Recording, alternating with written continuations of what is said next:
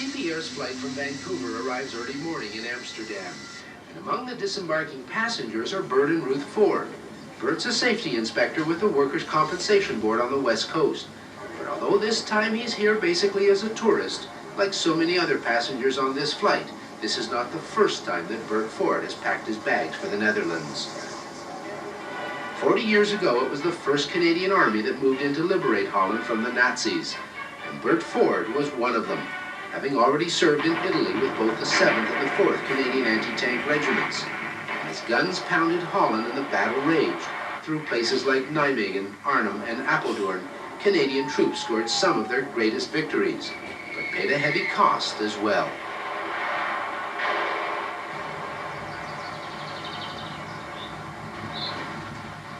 Today it's hard to imagine what took place here only 40 years ago, but the Dutch people do not forget. And all around them, especially along their coastline, are reminders in the form of cold concrete gun positions and bunkers built by the German occupiers to keep the Netherlands imprisoned. But despite the grim look of it all, the memories for Bert Ford returning to an old position near the IJsselmeer Causeway at Leeuwarden are not all bad. When we sat here for, I'm not sure how many days, quite a few days. After a while, it got so boring, we went down to a house and we borrowed a great big easy chair and we brought it out and we sat in here. And we'd just leave one guy on guard and he would sit in his easy chair smoking his cigarettes and kind of watching down the road. And after a week or so we were in here, we noticed a convoy of army vehicles coming up. And we couldn't understand what this was all about. And they all jumped out of their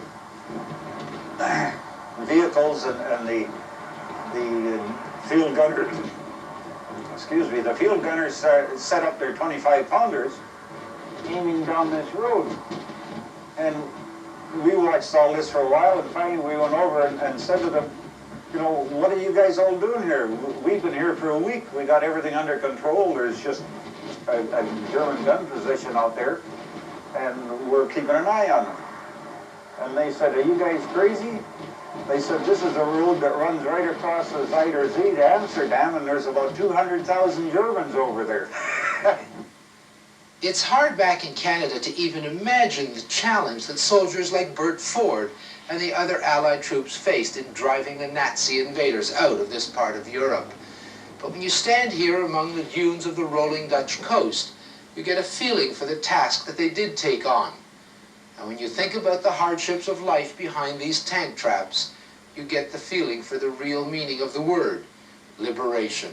During the enemy's last hours of control in northern Holland, a spirit of wild fiesta reigns in towns and villages freed by the Canadian drive. The arrival of the Canadians meant more than just liberation. It also meant food for the starving Dutch population, because the Germans had taken the little food that was available for themselves. And Canada's help in bringing in food is well remembered, even if 40 years later the exact name of the returning Canadian vet who drops by for a visit is not. Bert Ford. Steve? Bert Ford? What? Yeah. No. No? Dat is Jopie. Ja. Nee, Jopie? That is your picture. Jopie. Nice to meet you. Good. Zeg, kom je binnen? Ja. Zeg, gaan we naar binnen? You want to go in? Ja? Foto bij jou. But it doesn't take long reminiscing inside to re-establish the bonds that joined so many Canadians to Dutch families long ago. You used to own some beauty salons, and the German soldiers used to put all coins from all over Europe in your machine. Mr. Weirda had a big collection of all these coins. We'll get some here. Meneer Weerda, weet u nu nog dat u die munt aan hem gegeven hebt? Ja, zeker. Ja, dat weet ik nog wel. It's a reunion they never expected to ever happen. A time to reflect on friendships drawn from adversity, and a time to remember the heavy price paid by those called to duty. Victory in Europe brought an end to hostilities on the continent, a stop to the destruction caused by the machinery of war. And today, Canadian veterans like Bert Ford travel down those same roads in Holland, to places like Groesbeek Cemetery, and they remember the friends they left behind. You found Volunteer Murphy? Yeah, B number. And, I don't like this.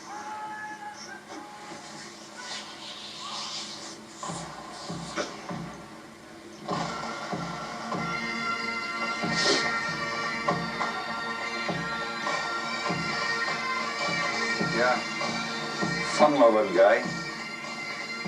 We really liked him. Him and I were pretty close. Murphy was sitting at that table in this little farmhouse having breakfast then. This mortar landed outside and they don't know if it was a piece of shrapnel or broke up a piece of blacktop, but the shrapnel came through the window and hit Murphy right through the throat. He sat there and lived just long enough to say to the guys that were there, I guess I've had it this time, and he died right there.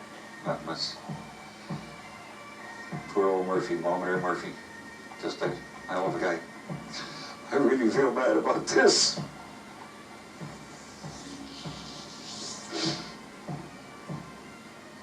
Thanks. I think to see all the guys lying here, it's so sad. You think of the fun, the lives we've had. We got married, raised families, and they didn't get any of that. It's the start of their life.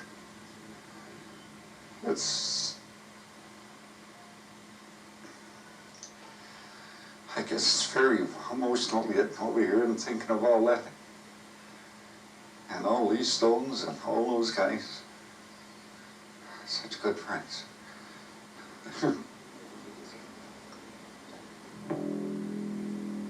General Jodl, the representative of the German High Command, and of Grand Admiral Dönitz, the designated head of the German state, signed the act of unconditional surrender of all German land, sea, and air forces in Europe to the Allied expeditionary forces and simultaneously to the Soviet High Command. Hostilities will end officially at 1 minute after midnight tonight, Tuesday, the 8th of May.